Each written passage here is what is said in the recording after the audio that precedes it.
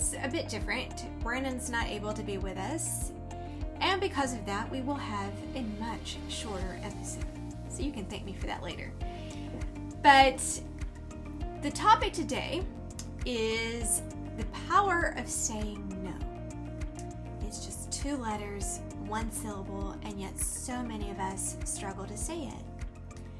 I know for me personally, I was stretched so thin a few years back. My calendar was overflowing with commitments, work stuff, family stuff, social stuff. I was saying yes to almost everything, and at first it felt productive. I told myself I was being responsible and helpful, but it started to take a toll on me. I was feeling exhausted and irritable, even got sick. So from that, I've learned I had to set boundaries. And today I want to talk about why saying no is so hard, why it's powerful, and how to practice it through the setting of boundaries and how that can transform our life and relationships. So, why is saying no so hard? I think a lot of us struggle with that because there's sometimes fear associated, fear of, okay, what are people going to think if I say no? Will I hurt someone's feelings? Fear of maybe looking selfish. Fear of disappointing people in your life. I think social condition has set us up to where we are supposed to say yes, even if we don't want to. And I know for me, growing up where a lot of decisions were decided for me, I was, I think, conditioned, or I never got to experience a lot of practice in how to say no properly and set those boundaries. But the tension for me lies between that desire that I have for myself and the unnecessary obligations I've put on myself to please people. And I know there's also pressures, like professionally speaking, in the workplace where saying yes can feel like a safe choice. It's used to maybe keep the peace, or okay, if I say yes, this is going to help me in getting recognized and seek recognition. And I know there are some times where that may be necessary, but I know for me, I was asked to take on a project that I knew I did not have the bandwidth for, but I didn't want to let people down. But by mid-project, I was drained, overwhelmed, and stressed to the point of physical fatigue. And it was a clear reminder of the cost of not protecting my boundaries. I mean, it takes a personal toll on us. The overcommitment doesn't just steal time, it steals energy, it steals clarity and joy. Many of us have felt it when we're running on autopilot and stretched thin.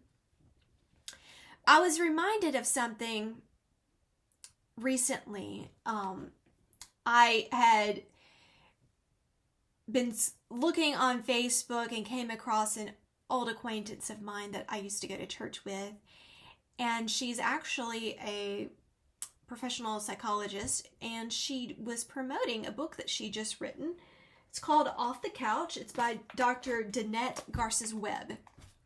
And I purchased it, and I'm like, I want to see what she has to say. And I was actually a little tickled because several, like just in the first few chapters, I was texting Brandon. I was like, she's talking about stuff that we've discussed or that we plan to discuss. And I wanted to share with you guys what she said on our yeses and nos. She said, the yes, however, can be problematic when it is serving as a cover for avoidance and fear. And that line, it stopped me in my track. I read it over and over again because sometimes it's not the no that's hard. it's the yes that's dishonest. We say yes to avoid the conflict. We say yes to keep the peace. We say yes because we think it will be easier than dealing with someone's reaction if we say no. But those kinds of yeses, they slowly drain us. They create resentment, exhaustion, and even distance within our relationships because we're showing up from a place of fear instead of authenticity. So take a moment, think about that. Have there been times where you've said yes, not out of desire or out of alignment, but out of fear of how someone would respond? When we start recognizing those fear-based yeses, we begin to see the boundaries aren't about rejection, they're about truth. Studies show that people who struggle to say no are more likely to experience burnout, chronic stress, and even physical health issues. So there's motivation there. If you haven't started saying no, there's some motivation right there for you to start practicing it. And the power that can come from the intentional no. What I wanted to start with first was our viewpoint on no. Not to view it as a rejection, but instead view it as a tool that we can use to create space within our life. Because every time we say yes to something that doesn't align with our priorities, we're saying no to something else, whether it's our energy, our clarity, our peace of mind. Saying no intentionally, it allows us to say yes to the things that matter most. I couldn't help but go back in my mind to the many years that I said yes to large family gatherings. Every time, especially around the holidays, they would come up and I would dread it. I hated it. And this is not because of the people. The people are wonderful. It was because of me. I don't do well in crowds.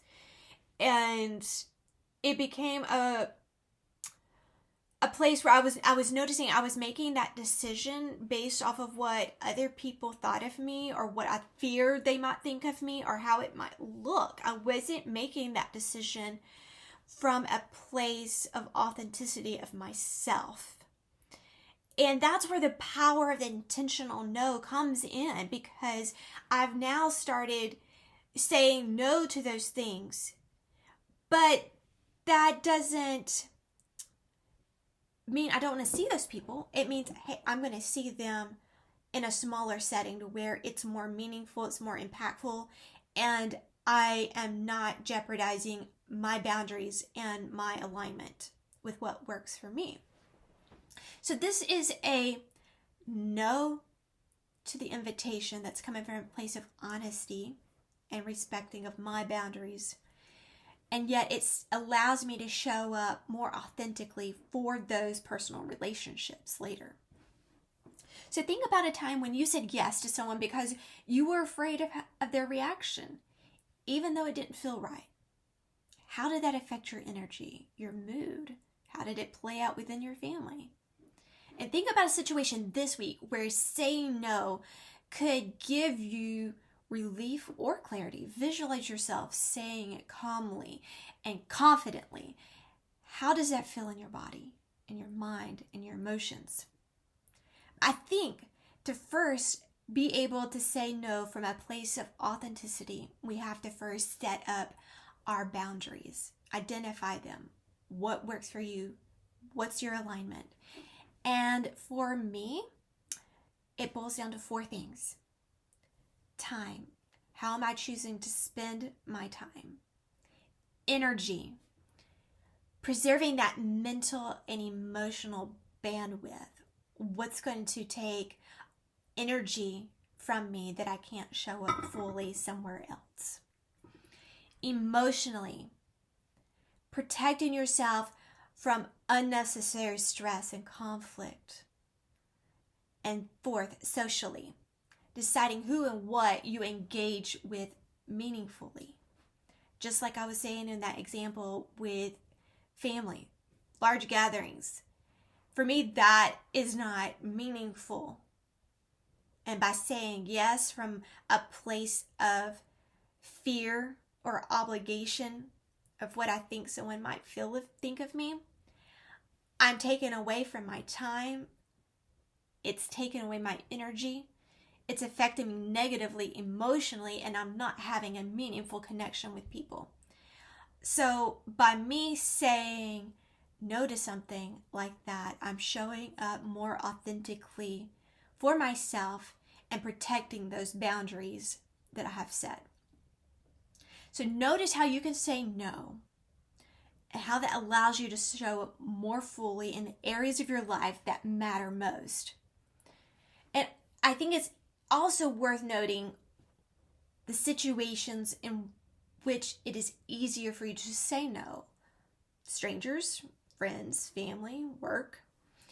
I know for me, saying no to family is much, much harder.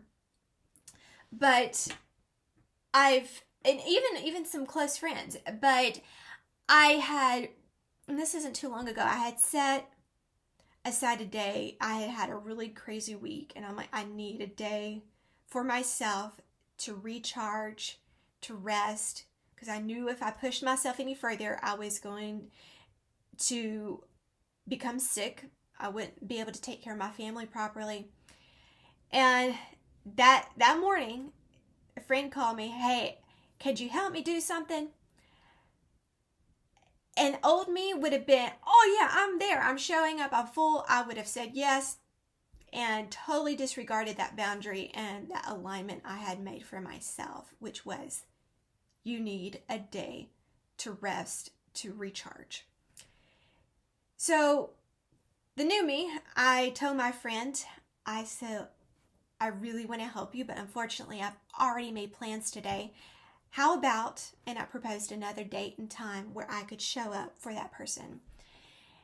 This is an example of a polite no, a clear set of boundaries that I set for myself, I kept for myself. It allowed me to show up more for my family that week. It allowed me to show up later for my friend. And I couldn't help but think of a quote I had read, and I don't remember the name of the person that said it. But the gist of it was, when you set a boundary and you keep that boundary, it allows you to love yourself while loving someone else simultaneously. And that's what I was able to implement. I was able to show up love for my family, love for my friend, love for myself while keeping that boundary. So you may be asking, what can I take away from this? How can I start practicing the power of no? Start small. Build confidence. The more you try it, the more it will become easier for you, because you have to rewrite that old script within you that's so used to saying yes, yes, yes to everything. Keep in mind what your boundaries are, your alignment. Each yes or no should reflect what matters most to you. So, what's one no you could practice this week that would be life-giving? Imagine the relief, the clarity, and the freedom that it could bring. Saying no is more than a word. We mentioned earlier how it's a tool, but it's also a gift to yourself and to your relationships, because it allows you to show up authentically and fully. So as the holidays approach, reflect on your obligations and your traditions. Which ones could you let go? And that would create space for what matters and what feels real to you. And I keep coming back to what my friend said in her book, Off the Couch. That yes could sometimes mask fear or avoidance. So be mindful of that. Maybe learning to say no isn't just about boundaries and balance, but it's about being honest with yourself, honest with others. It's about choosing truth over people pleasing, about being brave enough to stop performing our yeses that don't really belong to us. Because every authentic no is also an honest yes. A yes to rest, a yes to peace, a yes to yourself. So maybe life is good for teaching us that saying no isn't the end of something. It's the beginning of something more intentional. So as you move forward to the holidays, ask yourself which yeses are really serving fear and which no's might actually lead to freedom. Next episode, Brandon and I are hoping to explore why we create rituals and how to make the holidays more intentional, not just traditional. But for now, give yourself permission. Your no is a yes to what matters most. This is life. What is it good for?